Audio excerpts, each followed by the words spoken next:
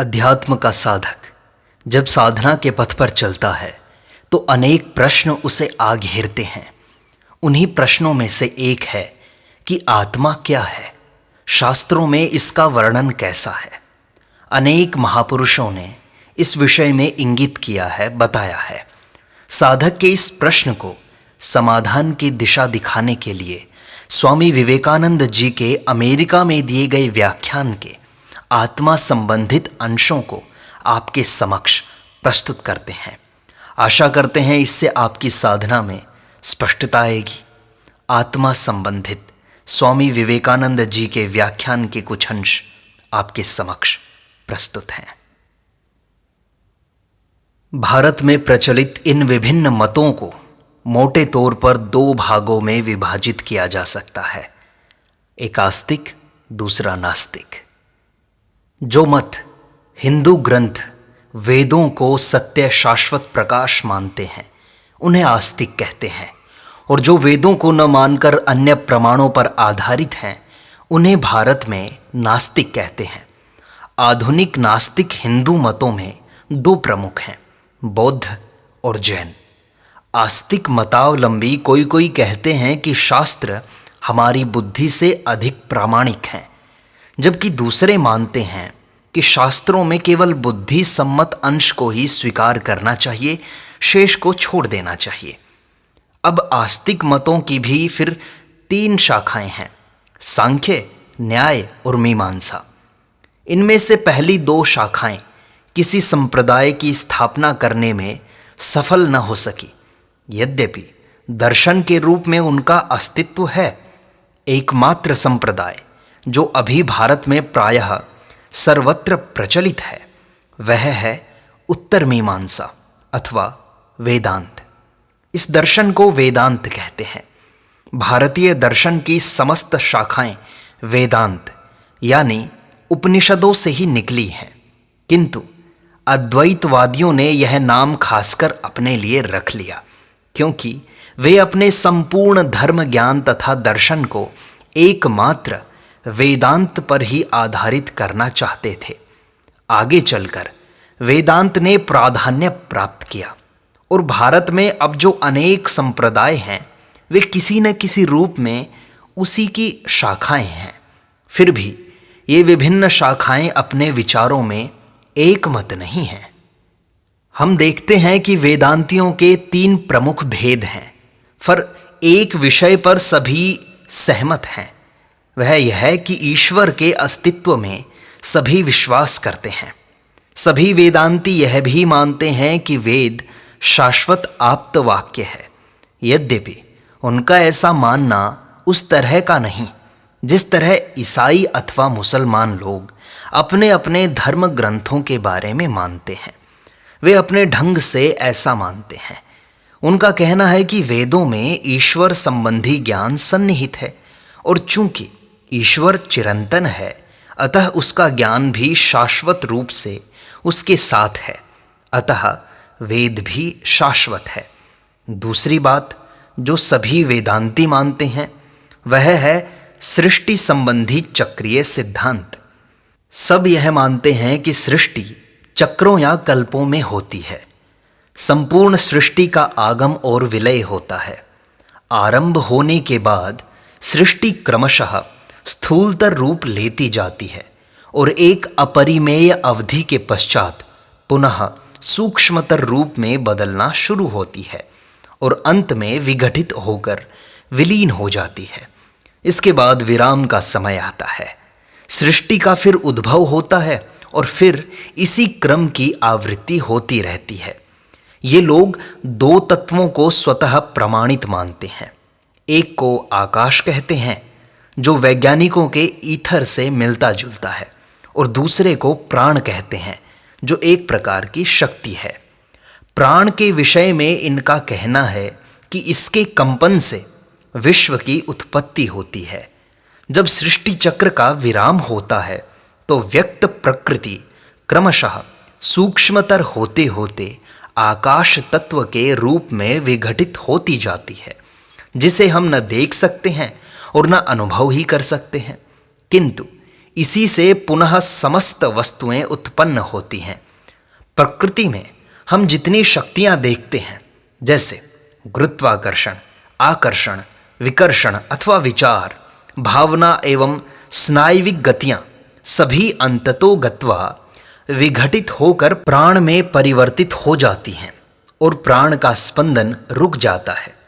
इस स्थिति में तब तक वह रहता है जब तक सृष्टि का कार्य पुनः प्रारंभ नहीं हो जाता। उसके प्रारंभ होते ही प्राण में पुनः कंपन होने लगता है। इस कंपन का प्रभाव आकाश पर पड़ता है और तब सभी रूप और आकार एक निश्चित क्रम से बाहर प्रक्षिप्त होते हैं। सबसे पहले जिस दर्शन की चर्चा मैं करूंगा वह द्वैतवाद के नाम से प्रसिद्ध है। द्वैतवादी यह मानते हैं कि विश्व का सृष्टा और शासक ईश्वर शाश्वत रूप से प्रकृति एवं जीवात्मा से पृथक है, अलग है। ईश्वर नित्य है, प्रकृति नित्य है तथा सभी आत्माएं भी नित्य हैं। प्रकृति तथा आत्माओं की अभिव्यक्ति होती है एवं उनमें परिवर्तन होते हैं, परंतु ईश्वर ज्यों का त्यों रहता है। द्वैतवादियों के अनुसार ईश्वर सगुण है, उसके शरीर नहीं है पर उसमें गुण हैं, मानवीय गुण उसमें विद्यमान हैं। जैसे वह दयावान है, न्याय करता है, सर्वशक्तिमान है, बलवान है, उसके पास पहुंचा जा सकता है, उससे प्रार्थना की जा सकती है, उससे प्रेम किया जा सकता है, प्रेम का वह प्रतिदान देता है इत्यादि। संक्षेप में वह मानवीय ईश्वर है। बस अंतर इतना है कि वह मनुष्य से अनंत गुना बड़ा है तथा मनुष्य में जो दोष हैं वह उनसे परे है। वह अनंत शुभ गुणों का भंडार है। ईश्वर की यही परिभाषा लोगों ने दी है। वह उपादानों के बिना सृष्टि नहीं कर सकता। प्रकृति ही वह उपादान है जिससे वह समस्त विश्व की रचना करता है। कुछ वेदांत से अलग द्वैतवादी, जिन्हें परमाणुवादी कहते हैं, यह मानते हैं कि प्रकृति असंख्य परमाणुओं के सिवा और कुछ भी तो नहीं है और ईश्वर की इच्छा शक्ति इन परमाणुओं में सक्रिय होकर सृष्टि करती है। वेदांती लोग इस परमाणु सिद्धांत को नहीं मानते। वेदांतियों का कहना है कि यह नितांत तर्कहीन है।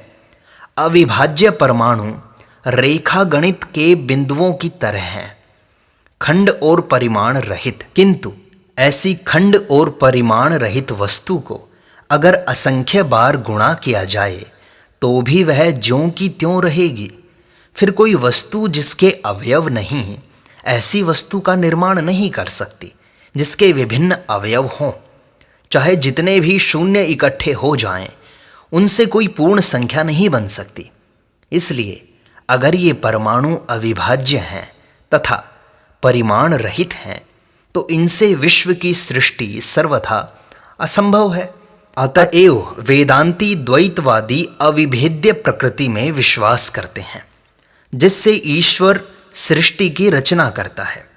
भारत में अधिकांश लोग द्वैतवादी हैं।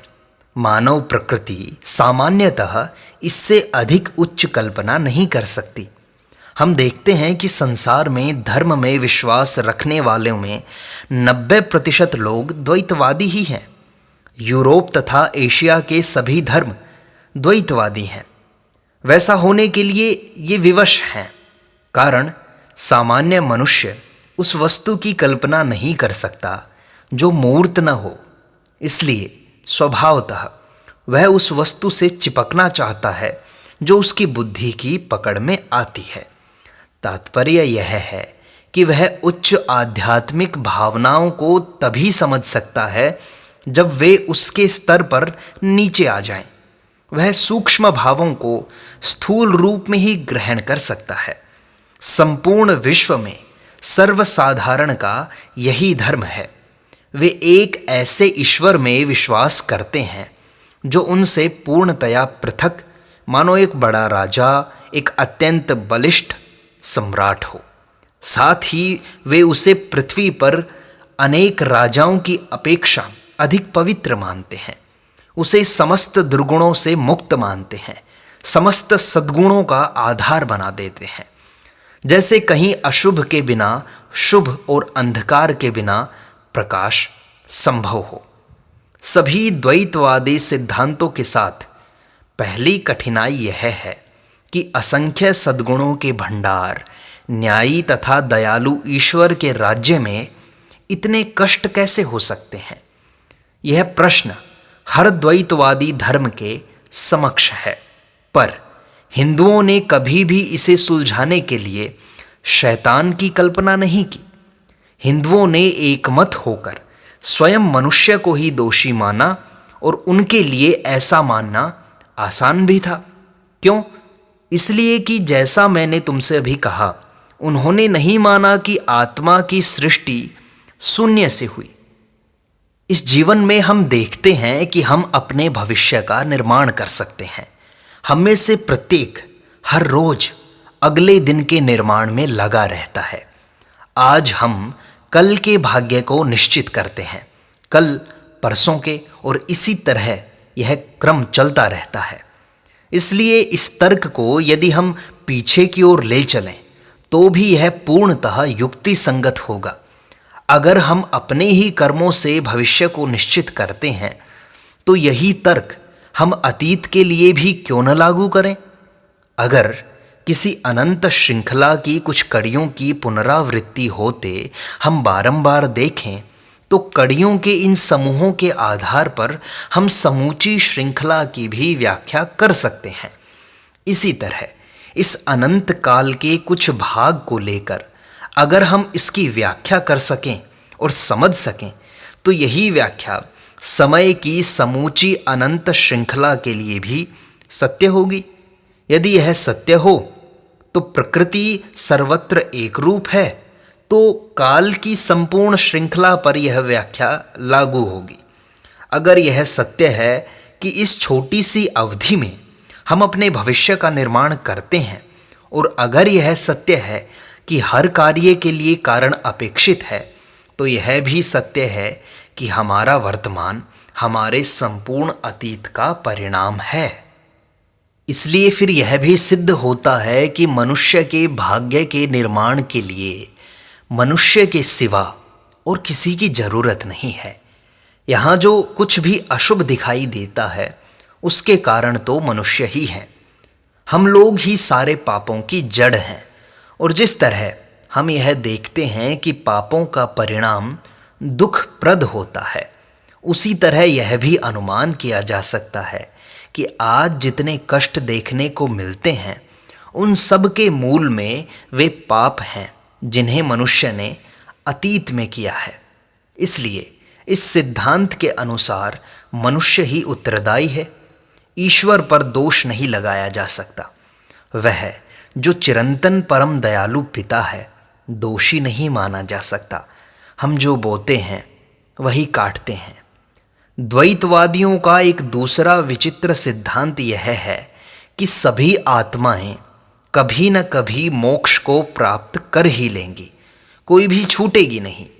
नाना प्रकार के उत्थान पतन तथा सुख दुख के भोग के उपरांत अंत में ये सभी आत्माएं मुक्त हो जाएंगी। आखिर मुक्त किससे होंगी? सभी हिंदू संप्रदायों का मत है कि संसार से मुक्त हो जाना है। न तो यह संसार जिसे हम देखते तथा अनुभव करते हैं, और न वह जो काल्पनिक है अच्छा और वास्तविक हो सकता है, क्योंकि दोनों ही शुभ और अशुभ से भरे पड़े हैं। द्वैतवादियों के अनुसार इस संसार से परे एक ऐसा स्थान है जहां केवल सुख और केवल शुभ ही है। जब हम उस स्थान पर पहुंच जाते हैं तो जन्म मरण के पाश से मुक्त हो जाते हैं। कहना न होगा कि यह कल्पना उन्हें कितनी प्रिय है।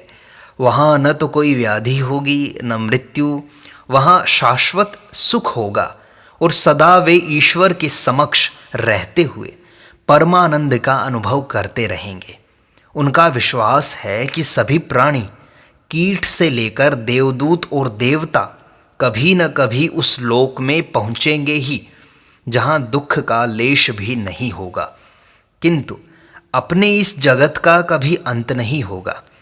तरंग की भांति यह सतत चलता रहेगा।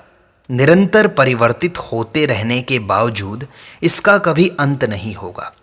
मोक्ष प्राप्त करने वाली आत्माओं की संख्या अपरिमित है। उनमें से कुछ तो पौधों में है, कुछ पशुओं में है, कुछ मनुष्यों में तथा कुछ देवताओं में है। पर सब के सब उच्चतम देवता भी अपूर्ण है, बंधन में है। और ये बंधन क्या है? जन्म और मरण की अपरिहार्यता। उच्चतम देवों को भी मरना पड़ता है। अब देवता क्या है? वे विशिष्ट अवस्थाओं या पदों के प्रतीक हैं।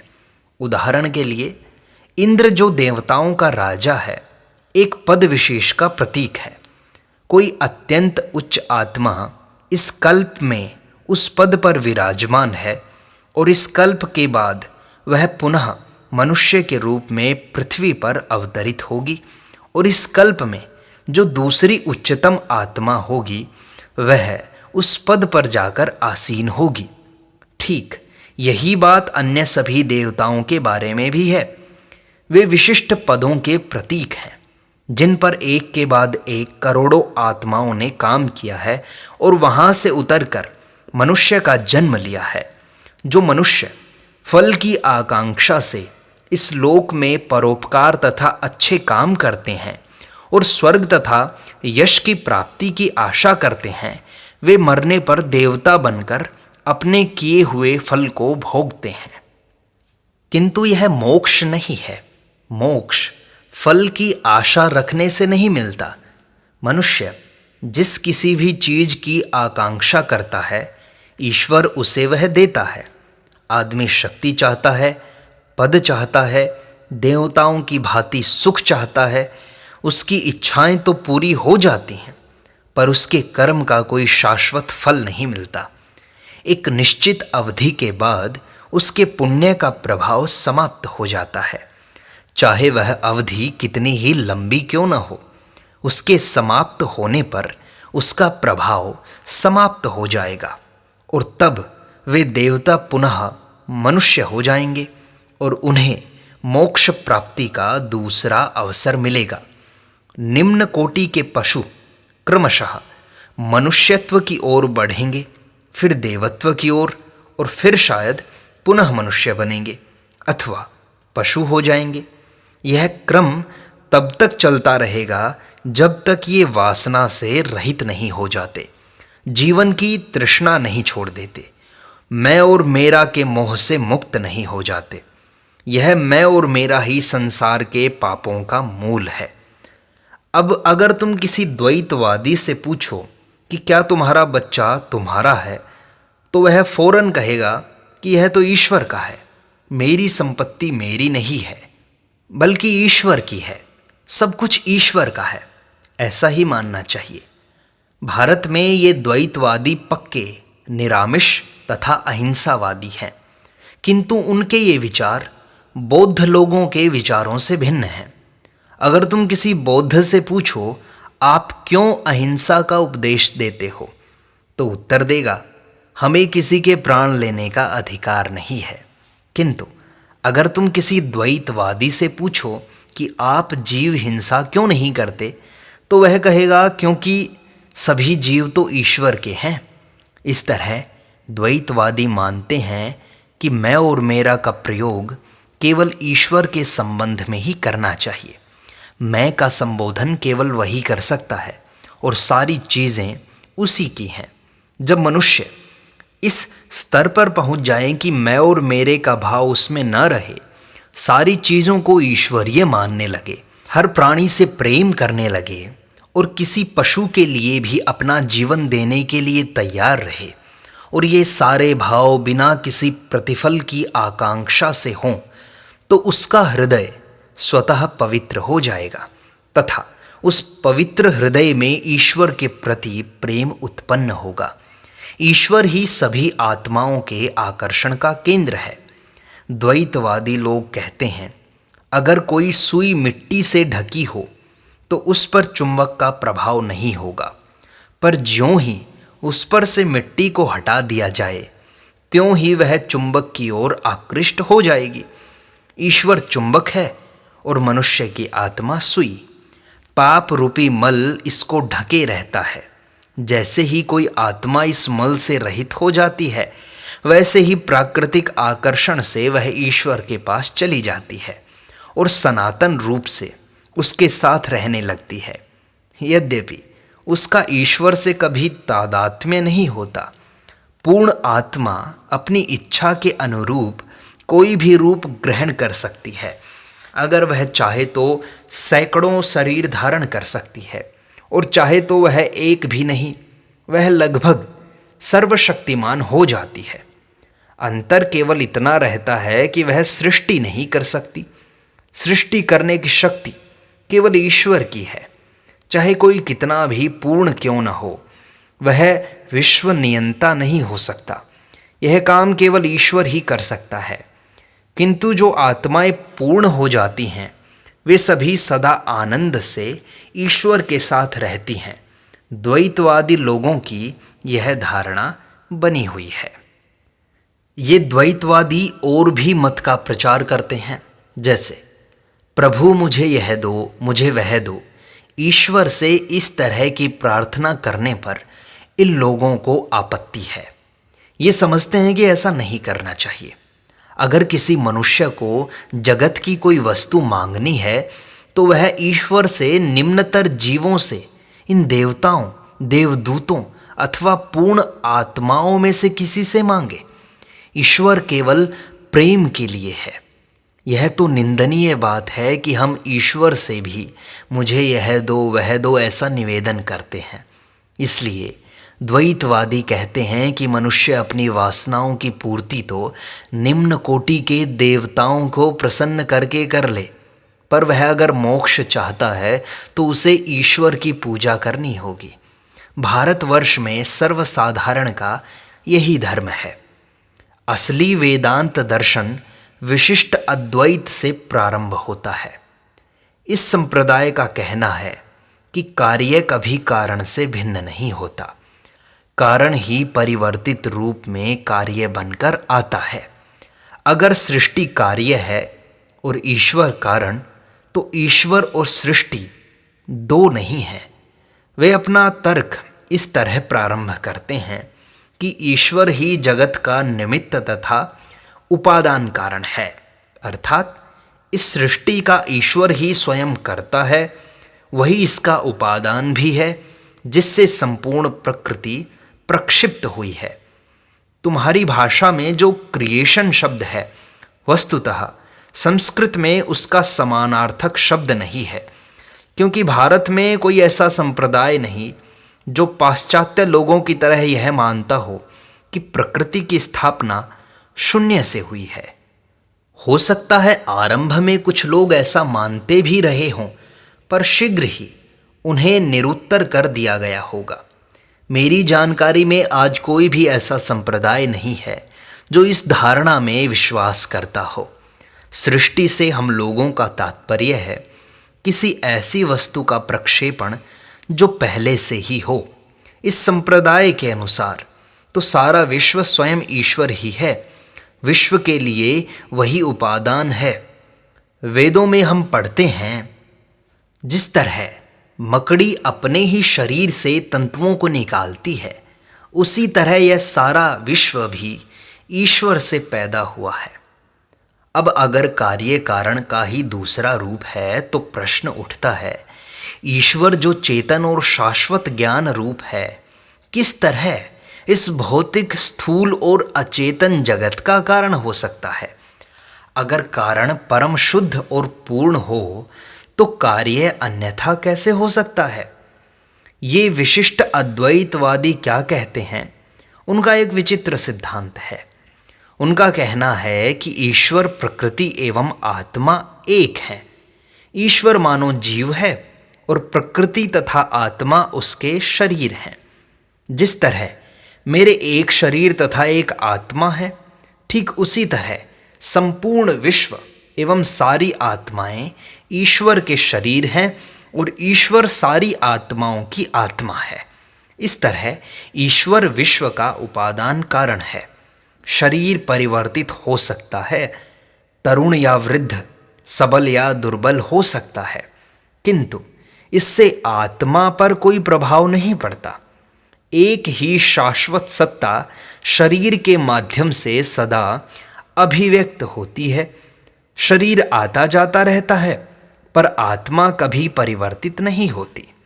ठीक इसी तरह समस्त जगत ईश्वर का शरीर है और इस दृष्टि से वह ईश्वर ही है, किंतु जगत में जो परिवर्तन होते हैं उनसे ईश्वर प्रभावित नहीं होता। जगत रूपी उपादान से वह सृष्टि करता है और हर कल्प के अंत में उसका शरीर सूक्ष्म हो जाता है, वह संकुचित होता है। फिर परवर्ती कल्प के प्रारंभ में वह विस्तृत होने लगता है और इससे विभिन्न जगत निकलते हैं। फिर द्वैतवादी एवं विशिष्ट अद्वैतवादी दोनों यह मानते हैं कि आत्मा स्वभावतः पवित्र है, किंतु अपने कर्मों से यह अपने को अपवित्र बना लेती है। विशिष्टाद्वैतवादी इसको द्वैतवादियों की अपेक्षा अधिक सुंदर ढंग से कहते हैं। उनका कहना है कि आत्मा की पवित्रता एवं पूर्णता कभी संकुचित हो जाती है, पर फिर ज्यों की त्यों हो जाती है, और हमारा प्रयास यह है कि उसकी अवस्था को बदलकर पुनः उसकी पूर्णता, पवित्रता एवं शक्ति की स्वाभाविक स्थिति में ले जाएं। आत्मा के अनेक गुण हैं, पर उसमें सर्वशक्तिमत्ता या सर्वज्ञता नहीं है। हर पाप कर्म उसकी प्रकृति को संकुचित कर देता है और पुण्य कर्म विस्तीर्ण कर देता है। जिस तरह किसी प्रज्वलित अग्नि में उसी जैसे करोड़ों स्फुलिंग निकलते हैं, उसी तरह इस अपरिमेय सत्ता से सभी आत्माएं निकली हैं। सबका उद्देश्य एक ही है। विशिष्टाद्वैतवादियों का ईश्वर भी साकार है, अशेष गुणों का आकार है। वह विश्व की हर चीज में व्याप्त है। वह विश्व की हर वस्तु में, हर जगह अंतः प्रविष्ट है। जब शास्त्र कहते हैं कि ईश्वर सब कुछ है, तो उनका तात्पर्य यही रहता है कि ईश्वर सब में व्याप्त है। उदाहरणतः ईश्वर दीवार नहीं हो जाता, बल्कि वह दीवार में व्याप्त है। विश्व में कोई ऐसा कण नहीं, ऐसा अणु नहीं जिसमें ईश्वर न हो। आत्माएं सीमित हैं, वे सर्वव्यापी नहीं हैं, जबकि उनकी शक्तियों का विस्तार होता है और वे पूर्ण हो जाती हैं, तो सारा जरा मरण के चक्र से मुक्त हो जाती हैं वो, और सदा के लिए ईश्वर में ही निवास करती हैं। अब हम अद्वैतवाद पर आते हैं। हमने द्वैतवाद और विशिष्ट अद्वैतवाद की बात, उनके विचार देख लिए हैं। अब हम बात करते हैं अद्वैतवाद की। मेरे विचार में अब तक विश्व के किसी भी देश में दर्शन एवं धर्म के क्षेत्र में जो प्रगति हुई है, उसका चरमतम विकास एवं सुंदरतम पुष्प अद्वैतवाद में है। यहाँ मानव विचार अपनी अभिव्यक्ति की पराकाष्ठा प्राप्त कर लेता है और अभेद्य प्रतीत होने वाले रहस्य के भी पार चला जाता है।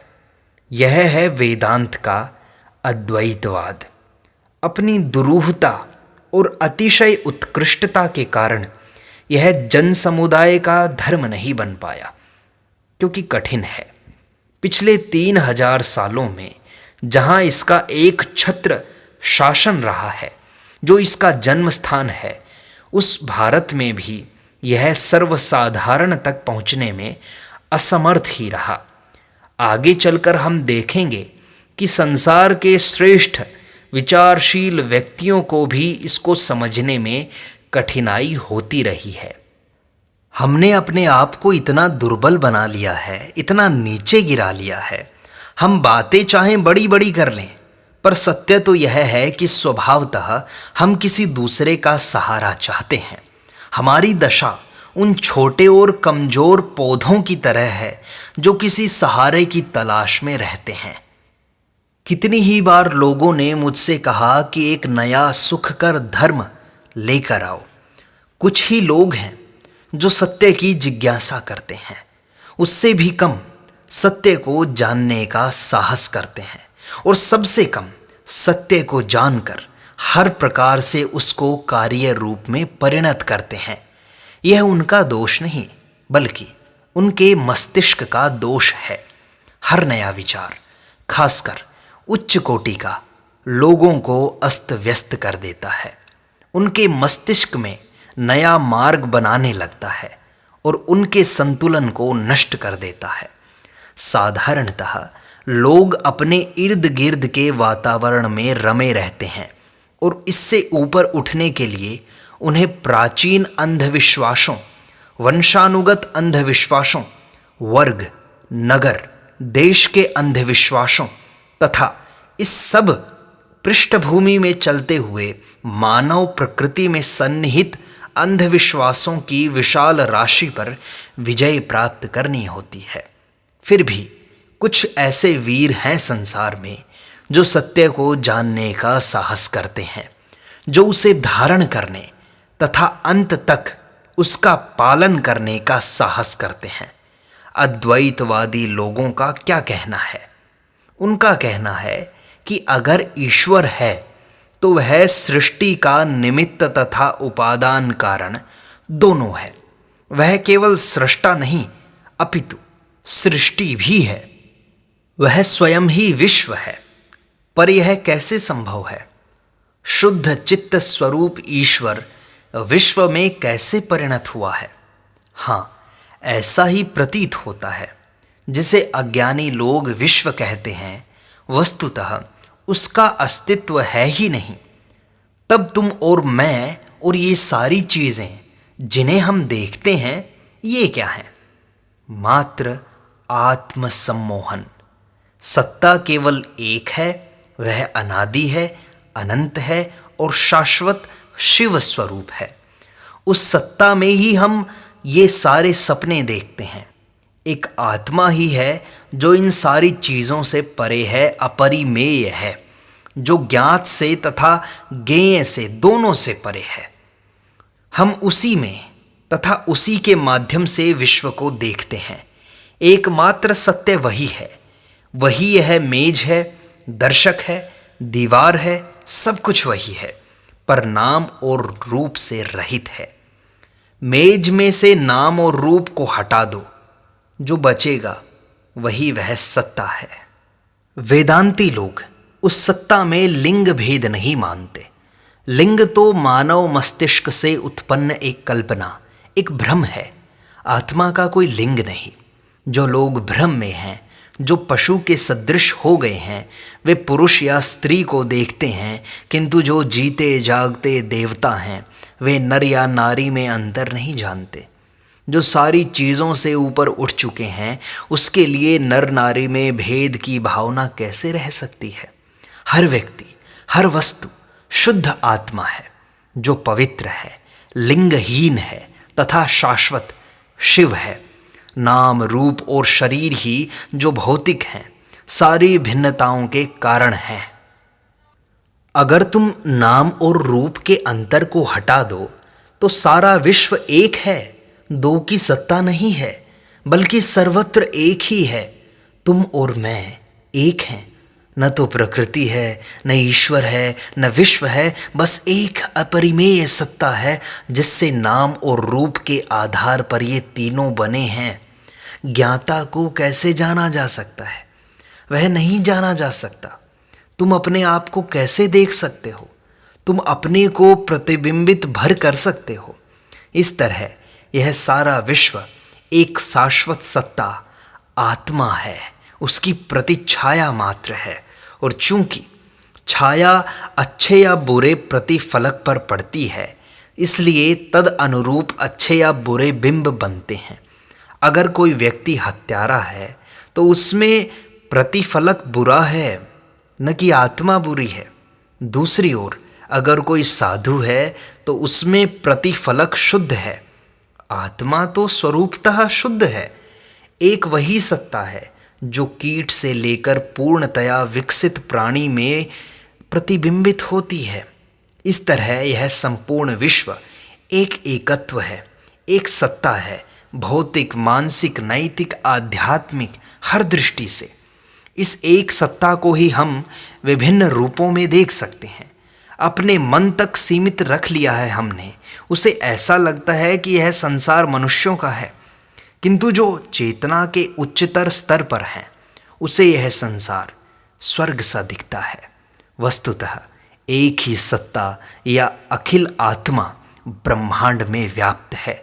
इसका न तो आना होता है न जाना होता है, न ये पैदा होती है न मरती है न पुनः अवतरित होती है। आखिर यह मर भी कैसे सकती है? यह जाए तो कहाँ जाए? संसार और स्वर्ग आदि सारे स्थानों की व्यर्थ कल्पना तो हमने कर रखी है। न तो वे कभी हैं, न होंगे, न अभी हैं, न भविष्य में होंगे। मैं सर्वव्यापी हूँ, शाश्वत हूँ। मैं जा ही नहीं सकता कहीं भी, मैं कहीं नहीं जा सकता। मैं तो प्रकृति की पुस्तक को पढ़ रहा हूँ, पृष्ठ पर पृष्ठ उलटता जा रहा हूँ, और जीवन का एक एक स्वप्न समाप्त होता जा रहा है। एक एक पन्ना पढ़ता हूँ, एक स्वप्न समाप्त होता है, और इसी तरह यह क्रम जारी है। जब सारी पुस्तक पढ़ लूँगा तो उसे एक किनारे रख दूँगा। यही मेरे खेल का अंत होगा। आखिर वेदांतियों के इन सारे कथनों का तात्पर्य क्या है? आत्मा का श्रेष्ठत्व। संसार में जो देवता कभी पूजे जाते थे या पूजे जाएंगे, उन्हें निकाल बाहर कर वेदांतियों ने उनके स्थान पर मनुष्य की आत्मा को बैठा दिया। वही आत्मा जो चंद्र, सूर्य और स्वर्ग की तो बात क्या, अखिल ब्रह्मांड से भी श्रेष्ठ है। संपूर्ण शास्त्र एवं विज्ञान मनुष्य के रूप में प्रकट होने वाली इस आत्मा की महिमा की कल्पना भी नहीं कर सकते। वह समस्त ईश्वरों में श्रेष्ठ है। एकमात्र वही ईश्वर है जिसकी सत्ता सदैव थी, सदैव है, सदैव रहेगी। इसलिए मैं किसी अन्य की नहीं बल्कि अपनी ही पूजा करूँगा। मैं अपनी आत्मा की पूजा करता हूँ। यही वेदांती कहता है। मैं किसे नमन करूँ? स्वयं को। मैं सहायता किससे मांगूँ? स्वयं से। कौन मुझ एकमात्र अपरिमेय सत्ता को सहायता देने वाला है? ये सब केवल भ्रम और स्वप्न है। कब, किसने, किसकी सहायता की? कभी नहीं। अगर तुम द्वैतवाद में विश्वास करने वाले किसी कमजोर प्राणी को गिड़गिड़ाते और स्वर्ग से सहायता की भीख मांगते देखो तो यही समझो कि वह व्यक्ति नहीं जानता कि स्वर्ग उसके भीतर है। यह ठीक है कि उसकी याचना सार्थक भी होती है, उसे सहायता मिलती है, पर वह सहायता स्वर्ग से नहीं अपितु उसके अंदर से ही आती है। भ्रम के कारण वह समझ लेता है कि वह सहायता बाहर से आती है। एक उदाहरण लो। कोई रोगी है मान लो, उसे किवाड़ खटखटाने की आवाज़ सुनाई पड़ती है। वह जाकर किवाड़ खोलता है पर उसे कोई दिखाई नहीं देता।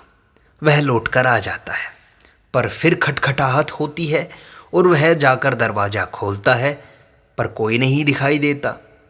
इस बार वह आकर सोता है तो पाता है कि वह खटखटाहट स्वयं उसके हृदय की धड़कन है। इसी तरह आदमी भ्रमवश अपने से बाहर विभिन्न देवताओं की तलाश में रहता है, पर जब उसके अज्ञान का चक्कर समाप्त होता है तो वह पुनः लौटकर अपनी आत्मा पर आ टिकता है। जिस ईश्वर की खोज में वह दर बदर भटकता है, वन, प्रांतर, मंदिर, मस्जिद को झांकता रहता है, जिसे वह स्वर्ग में बैठकर संसार पर शासन करने वाला मानता है, वह कोई अन्य नहीं है बल्कि उसकी अपनी आत्मा है। वह मैं है, मैं वह है, मैं ही ब्रह्म है। मेरे इस तुच्छ मैं का भी अस्तित्व नहीं है। तथापि किस प्रकार वह पूर्ण ब्रह्म भ्रमित हो गया। आत्मा इस संपूर्ण जगत का सृष्टा है तो वह कैसे भ्रमित हो गया? अज्ञान कैसे उसे ढक लेता है? वह भ्रमित नहीं हुआ। किस प्रकार पूर्ण ब्रह्म स्वप्न देख सकता है? उसने कभी स्वप्न नहीं देखा। सत्य कभी स्वप्न नहीं देखता। यह प्रश्न ही कि आत्मा को भ्रम कैसे हुआ बेतुका है। भ्रम से भ्रम की उत्पत्ति होती है, पर जैसे ही सत्य का दर्शन होता है तो भ्रम दूर हो जाता है। भ्रम सदा भ्रम पर आधारित रहता है। सत्य, ईश्वर तथा आत्मा कभी उसके आधार नहीं हो सकते। तुम कदापि भ्रम में नहीं हो, वही भ्रम है जो तुम्हें तुम्हारे सम्मुख करता है। एक बादल है, दूसरा आता है और उसे हटा देता है और उसका स्थान ले लेता है। फिर दूसरा आता है, पहले को हटा देता है। जैसे अनंत नीले आकाश में रंगारंग बादल आते हैं, क्षण भर ठहरते हैं और अंतर्निहित हो जाते हैं, पर आकाश ज्यों का त्यों शाश्वत नीला विद्यमान रहता है। वैसे ही तुम भी शाश्वत पूर्णता और शुद्धता के साथ विद्यमान हो। यद्यपि भ्रम के बादल आते जाते रहते हैं, तुम ही वास्तविक विश्व देवता हो। यही नहीं, दो की भावना ही अयथार्थ है। एक ही तो सत्ता है। तुम और मैं कहना ही गलत है। केवल मैं कहो। मैं ही तो करोड़ों मुंह से खा रहा हूँ, फिर मैं भूखा कैसे रह सकता हूँ। मैं ही तो करोड़ों करों से काम कर रहा हूँ, फिर मैं निष्क्रिय कैसे हो सकता हूँ। मैं ही समस्त विश्व का जीवन जी रहा हूँ। मेरे लिए मृत्यु कहाँ है। मैं जीवन और मृत्यु के परे हूँ। मैं मुक्ति की खोज कहाँ करूँ। मैं तो स्वभाव से ही मुक्त हूँ। मुझे इस विश्व के स्वरूप को कौन समझाता है, कौन बांध सकता है।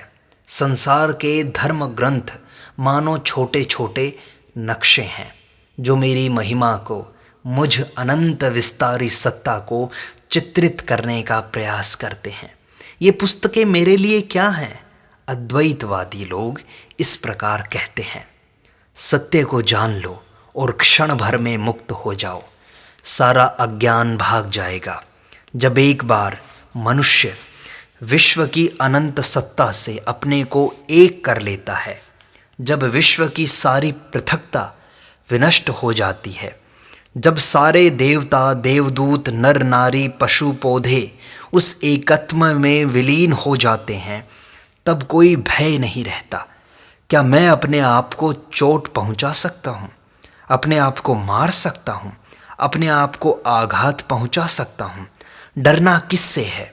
अपने आप से कैसा डर? जब ऐसा भाव आएगा तब समस्त दुखों का अंत हो जाएगा। मेरे दुख का कारण क्या हो सकता है? मैं ही तो समस्त विश्व की एकमात्र सत्ता हूँ। तब किसी से ईर्ष्या नहीं रह जाएगी, क्योंकि ईर्ष्या किससे? स्वयं से। तब समस्त अशुभ भावनाएं समाप्त हो जाएंगी। किसके विपक्ष में मैं अशुभ भावना रख सकता हूँ? स्वयं के विरुद्ध।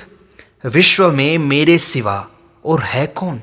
और वेदांती कहता है कि ज्ञान प्राप्ति का यही एकमात्र मार्ग है।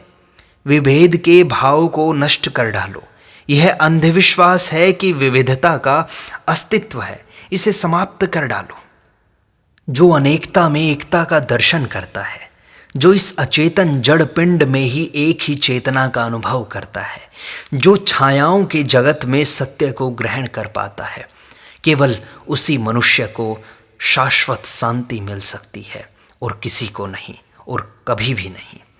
ईश्वर के संबंध में भारतीय दर्शन जो 3 कदम उठाए रखे हैं, उनकी यही प्रमुख विशेषताएं हैं। हमने देखा कि इसका प्रारंभ ऐसे ईश्वर की कल्पना से हुआ जो सगुण व्यक्ति है तथा विश्व से परे है।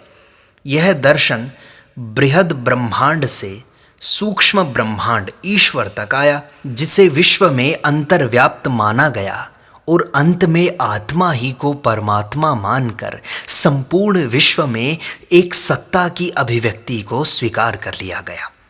वेदों की यही चरम शिक्षा है। इस तरह यह दर्शन द्वैतवाद से प्रारंभ होकर विशिष्टाद्वैत से होता हुआ शुद्ध अद्वैतवाद में विकसित होता है।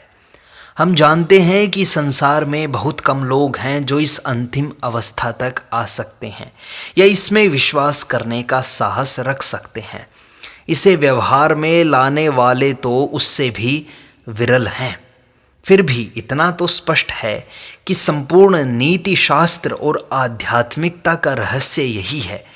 क्यों सब लोग कहते हैं दूसरे की भलाई करो, इसका कारण कहाँ है? क्यों सभी महान व्यक्ति मानव जाति में विश्व बंधुत्व की शिक्षा देते हैं और महत्तर व्यक्ति समस्त प्राणियों में? कारण यह है कि चाहे वे जाने या न जाने, पर उनकी हर धारणा, उनके हर तर्कहीन एवं वैयक्तिक अंधविश्वास के मूल में निहित एक आत्मा का शाश्वत प्रकाश बार बार अपनी अनंत व्यापकता को प्रकट करता है, अनेक रूपों में विद्यमान अपनी एक सत्ता का प्रतिपादन करता है।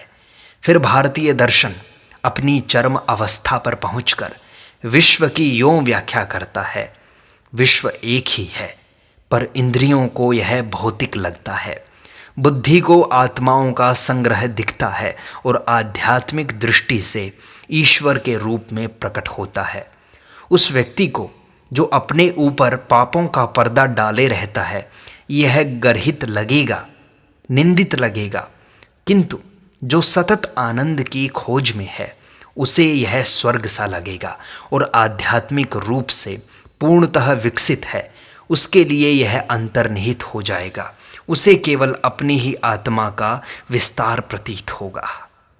अभी वर्तमान समय में समाज की जैसी स्थिति है, उसमें दर्शन की इन 3 अवस्थाओं की नितांत आवश्यकता है।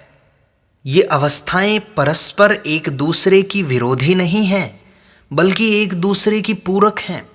अद्वैतवादी तथा विशिष्टाद्वैतवादी यह नहीं कहते कि द्वैतवाद गलत है, वे कहते हैं कि द्वैतवाद भी ठीक ही है, पर कुछ निम्न स्तर का है, यह भी सत्य की ओर ले जाता है।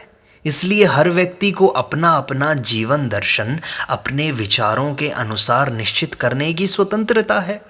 तुम किसी को आघात मत पहुंचाओ, किसी की स्थिति को अस्वीकार मत करो। जिस स्थिति में वह है स्वीकार करो, और यदि तुम कर सकते हो तो उसे अपने हाथों का सहारा दो, उसे एक उच्चतर स्तर पर ले आओ, पर उसे हानि न पहुंचाओ, उसे विनष्ट मत करो। अंत में तो सबको सत्य को पाना ही है। जब सारी वासनाओं का अंत हो जाएगा, तब वह नश्वर मानव ही अमर बनेगा, तब यह मानव ही ईश्वर बन जाएगा।